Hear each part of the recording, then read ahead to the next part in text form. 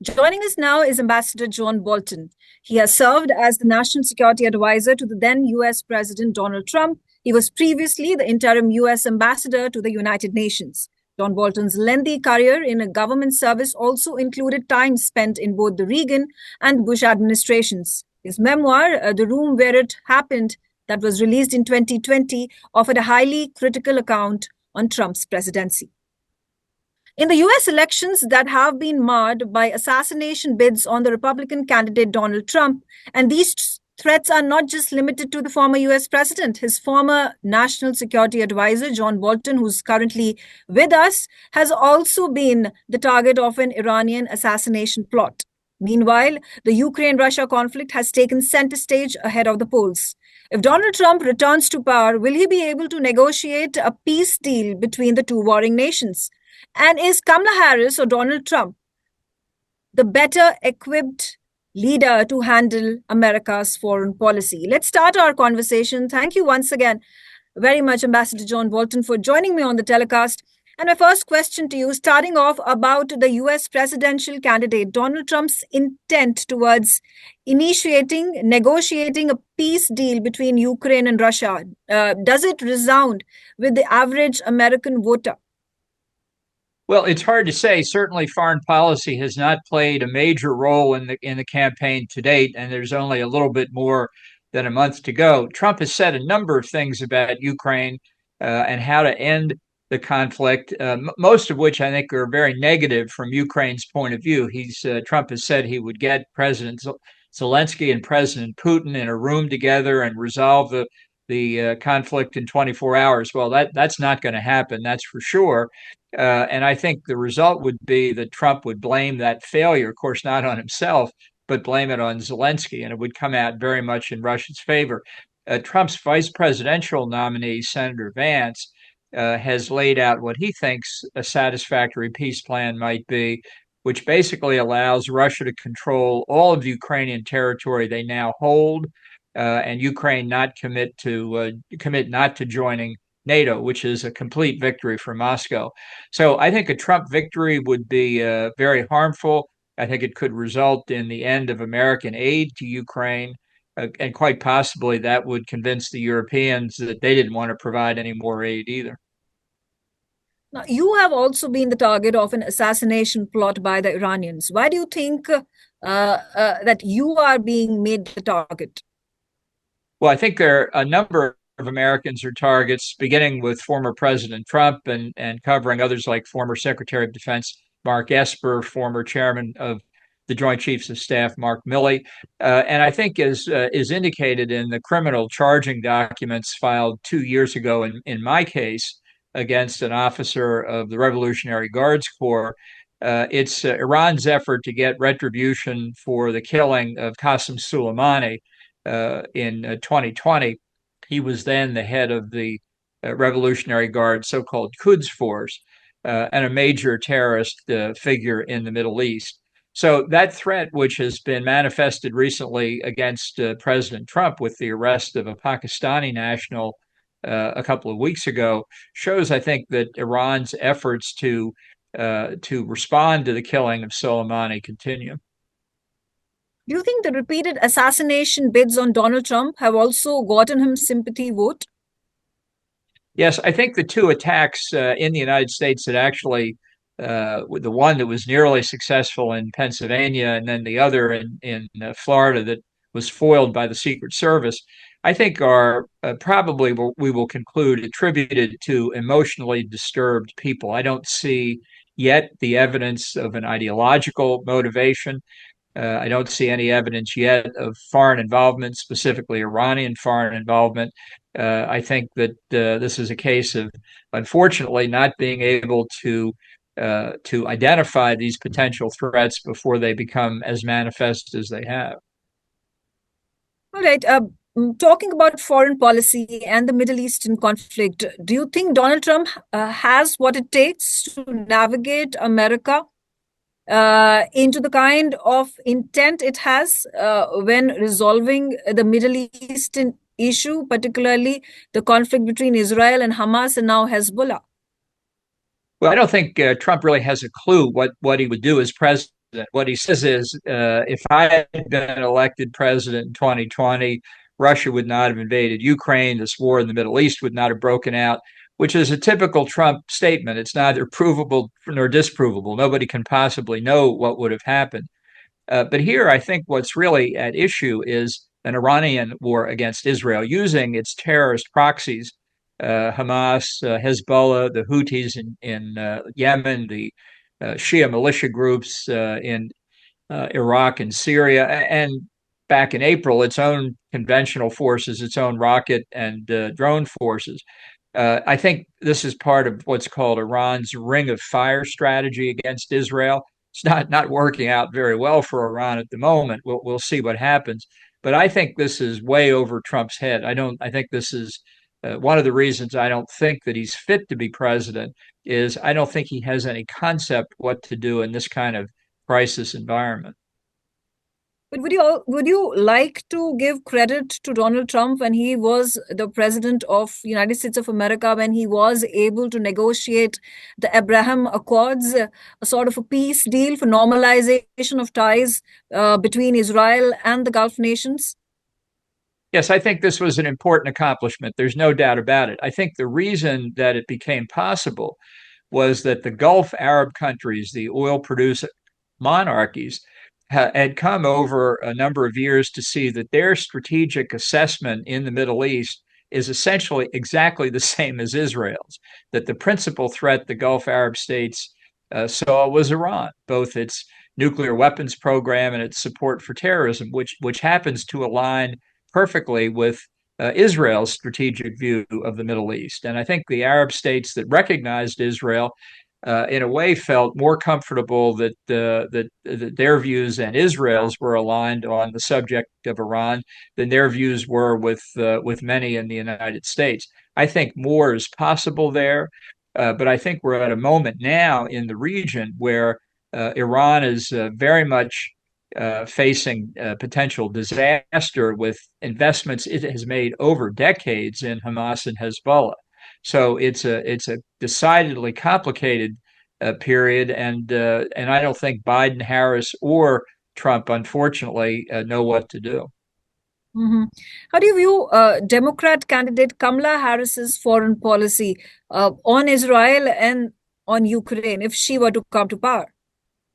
Well, she has very little national security experience. She has presumably sat in almost all the National Security Council meetings that took place during the Biden administration. And my guess, because of that immersion in Biden administration policy, that if she were to win in November and take office in January, that for a considerable period of time, a year perhaps, her policies would look very much like the Biden administration, because that is the way she's been molded over these past 3.5 years. But she will also get her own team of advisors in key national security positions. Events in the outside world will affect what her priorities are, and over time it will begin to change. But at the beginning, for a good period of time, I think she will pursue Biden's policies. Not that I'm saying I agree with those policies, but I think the best prediction for Harris is continuity with Biden for a year, 15 months, something like that. That again brings me back to the question, is the Ukraine war good for America? Well, I don't think the war is good for anybody because it shows how frail structures of peace are in the world. I mean, Ukraine was not a NATO member, and that made it a target for Russia as far back as 2014. The reaction of Europe and the United States in 2014 was pathetically weak. And I think that encouraged the Kremlin to believe that it could, when it was ready, launch another attack and not face much resistance. Uh, but what has happened is that we have seen the Russian military fail catastrophically on land, in the air, and at sea. Much of the Russian Black Sea Fleet is now at the bottom of the Black Sea. And although Russia has made considerable territorial gains, it now controls roughly twice the territory in Ukraine it did after the 2014 conflict. It suffered enormous casualties in terms of killed and wounded, and its economy has suffered. But it's an unprovoked aggression that I think it's very important for the United States and NATO to stand up to, because if Russia concludes it can get away with that kind of aggression, others like China will come to the same conclusion. So a lot rides on the outcome in Ukraine. Kamala Harris versus Donald Trump. Who do you think is better equipped to handle global issues and issues that mar United States of America domestically as the president of US? Well, I'm not going to vote for either one of them because I don't think either one is qualified to be president. I'm not in a very happy position, obviously. I'm quite worried about what this means for the United States in the next 4 years. They have different failings, in my view. Trump, as I laid out in my book, just doesn't understand what goes on in international relations. He has very limited knowledge of the wider world, and he sees everything through this unique perspective of a man who has no philosophy, doesn't do policy in the way we normally understand that term, who is transactional, ad hoc, episodic, and focuses primarily on what outcome in any given context would benefit Donald Trump. And I think it's dangerous for America. Harris's problem is, as I said before, she has very little practical experience in national security. Now, a presidency has a way of sharpening somebody's attention span, often very fast, but she still has a lot to learn.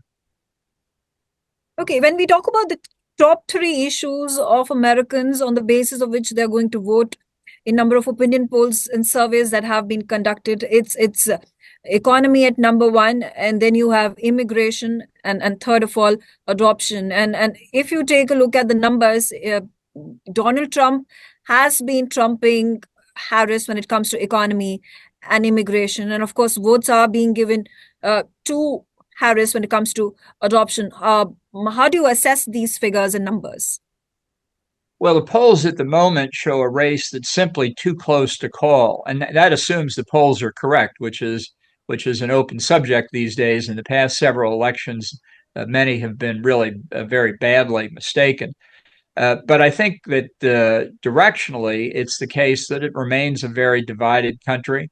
And I think the ultimate outcome of the presidential election, which nobody can predict with confidence at this point, will be very close again, as it was in 2020, as it was in 2016.